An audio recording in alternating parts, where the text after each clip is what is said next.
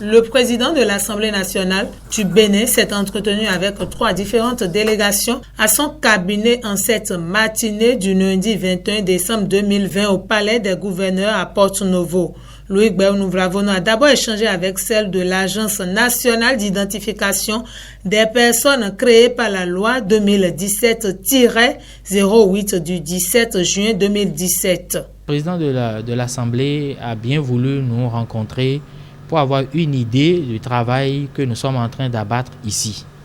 Et je crois que des échanges, il a été très satisfait parce que environ 1024 personnes ont pu se faire enregistrer pour obtenir non seulement les actes de naissance sécurisés, les certificats d'identification personnelle et la carte nationale d'identité biométrique. Et la carte d'identité biométrique, elle est comme la carte d'identité que nous avons toujours utilisée jusqu'aujourd'hui.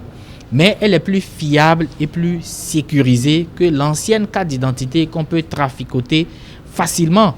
La deuxième personnalité de l'État a également reçu les membres de la coordination du mouvement catholique des cadres et personnalités politiques du diocèse de Porto-Novo. L'objet de la visite était tout simplement de venir voir le président de l'Assemblée qui est un membre du MCCPP. Et comme nous avons quelques activités en vue, notamment en ce qui concerne la Noël, pour le 24, nous avons envoyé une invitation, mais nous avons bien voulu aller le voir aussi. Et nous avons d'autres programmes aussi en ce qui concerne le mouvement. Et nous avons bien voulu lui porter ça à travers une visite amicale. Nous avons vu un président assez ouvert.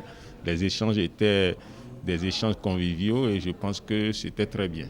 Le président du Parlement béninois s'est enfin entretenu avec une délégation du Conseil national de l'éducation, CNE. Le CNE est l'organe supérieur du système éducatif béninois. Et à ce titre, il a 4 grandes fonctions que j'ai rappelées à monsieur le président de l'Assemblée nationale: la fonction d'orientation, la fonction de coordination, la fonction de décision et la fonction de suivi-évaluation.